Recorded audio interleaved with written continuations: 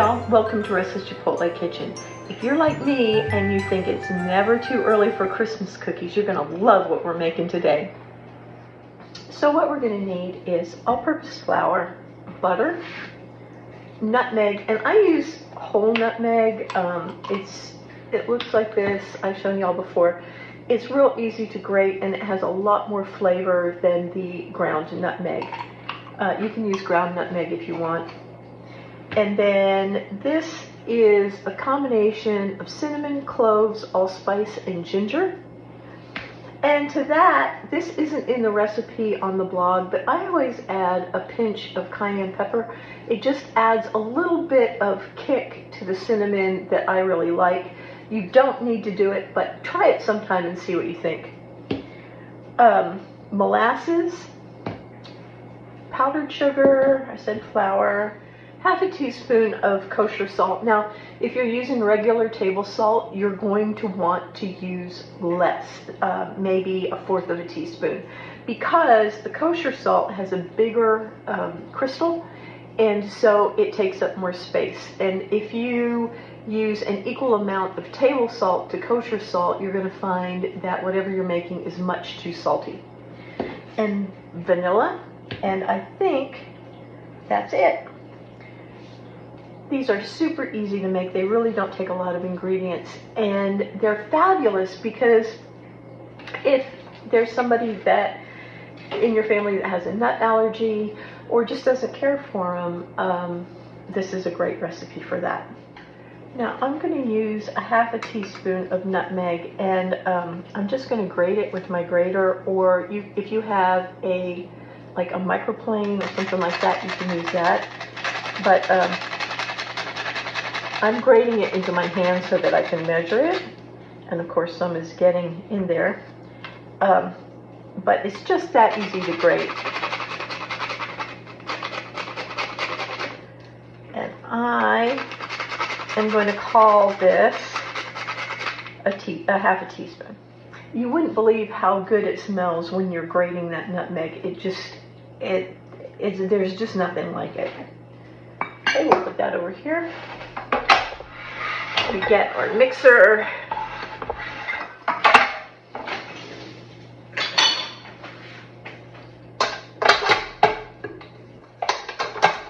If somebody in your family is allergic to nutmeg as well as nuts, even though there's a difference, you can just leave it out. Or if you don't care for the flavor, that's not a problem, just leave it out.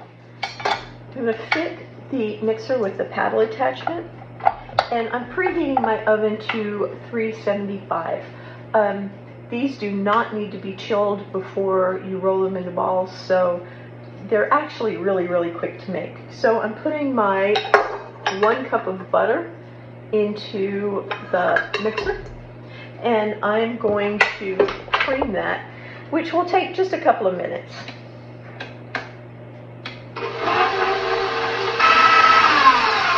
While you're creaming the butter, every once in a while, just take a rubber spatula and scrape down the sides so that the butter isn't just sitting on the sides and not getting mixed in. Once the butter's creamed, we're going to add half a cup of powdered sugar, our spices,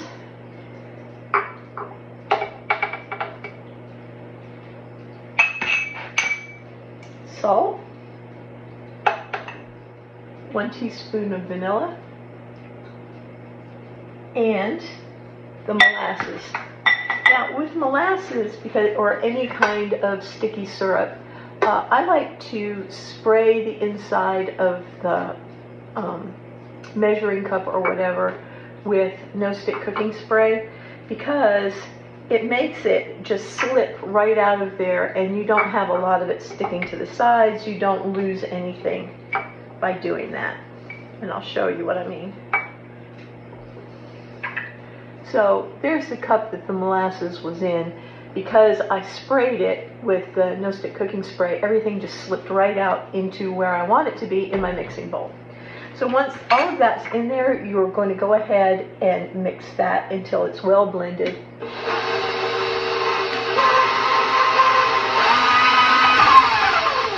And again, it's important every once in a while to scrape down the sides of your mixer with a rubber spatula so that all of the ingredients get mixed in.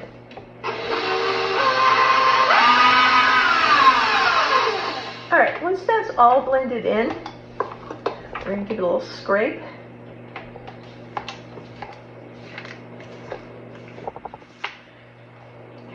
And to some extent, this is a lot easier because it's a small batch.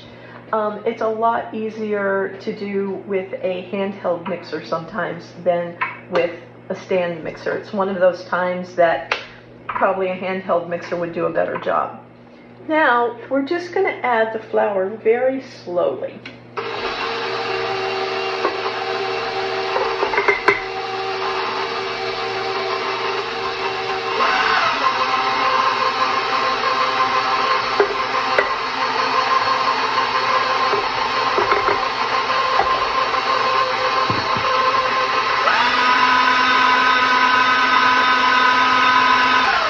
And don't forget to stop and scrape down your sides every once in a while as you're adding the flour.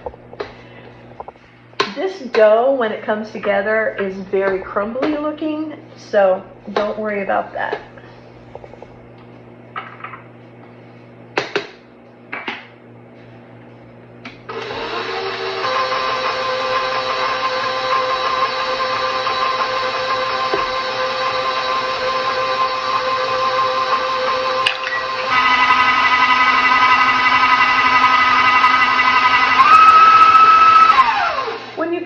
Flour in there, it's really going to look like it's not going to come together, but just keep mixing it. I'm going to scrape down the sides one more time, but you see how that's coming together now? You don't want to overmix it because the dough is very delicate and crumbly, and you don't want it to get tough, but you don't want to undermix it either, so somewhere in the middle.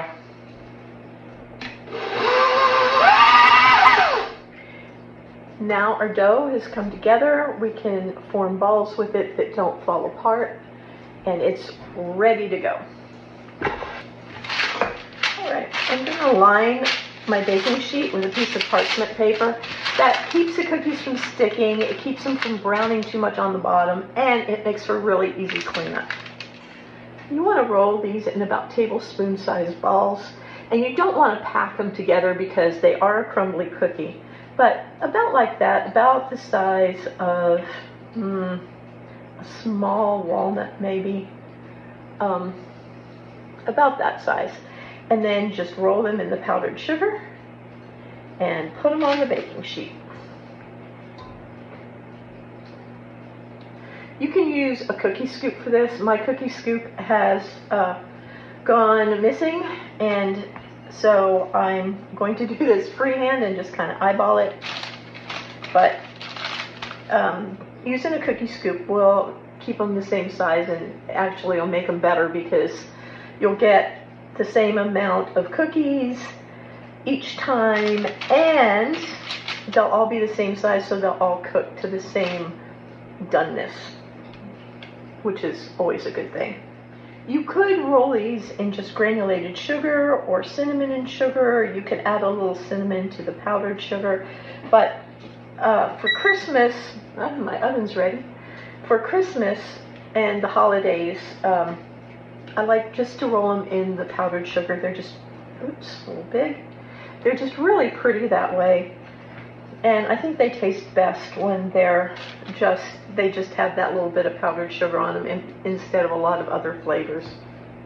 One of the things you can also do is you can roll the cookies in the ball like this, put them on the cookie sheet close together, take the cookie sheet and put it in the freezer, again, before you put the powdered sugar on there, and freeze them, and then put them in a Ziploc bag. When you're ready to cook or ready to bake them, you can take out as many as you want, roll them in powdered sugar without thawing them out, and going ahead and baking them according to the instructions in the recipe. It might take an extra minute or two to get them done, but it's just such an easy way to have fresh cookies whenever you want, and instead of making a whole big batch just make a few at a time. It's always a shock when people come over and you are like, well, I just baked a batch of fresh cookies. Would you like one? And you come in and bring them fresh, warm cookies. Or when the kids come home from school and the house smells like fresh cookies. I mean, that's some good stuff right there. These don't spread a lot, so you don't have to worry about putting them on the cookie sheet too far apart. And this recipe will make about 3 dozen the way that I make them, the size that I make them. If you make them smaller, you might be able to get 4 dozen out of them. All right, there's our cookies. They're all covered with the powdered sugar. This one needs a little bit more. I'm going to put those in the oven for 12 minutes. I just also want to say something else. In the recipe on the blog, I say to put them on the cookie sheet and then roll them in powdered sugar when they come out of the oven. I like to go ahead and roll them in powdered sugar once and then put them in the oven and then roll them in powdered sugar again when they come out. So you can do it either way. This gives it more of a sugary coating doing it this way. You'll see what I mean. All right, y'all, here they are. As you can see, they didn't spread very much. The bottoms are just a little golden brown. I like to use a instant read thermometer to check on the interior temperature of cookies and bread and all kinds of baked goods. I like these best at 175 degrees if you stick this in the center, which these are. We're going to let them cool for about 5 minutes, and then we're going to go ahead and roll them in the powdered sugar again. But you can see that the powdered sugar that we rolled them in before already has kind of formed a crust on it, and so they've got that little bit of sweet on there. So I will see you back here in about 5 minutes. Okay, it's been 5 minutes. I'm going to move my cookie sheet to the side and get my powdered sugar ready. And then we're just going to pick up, they're still quite warm, and we're just going to pick those up and roll them in the powdered sugar while they're warm. And there you go, classic snowball cookie. And we'll take this, and as you're rolling it in the sugar, it'll get a little sticky. But we'll take that and put it right on our cookie plate here. Get the next one, roll it in powdered sugar. If you wait till these are cold, the sugar won't stick as well.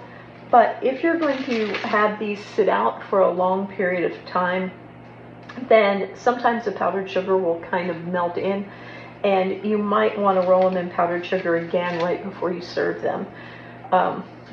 That's just kind of up to you. And now the very best part.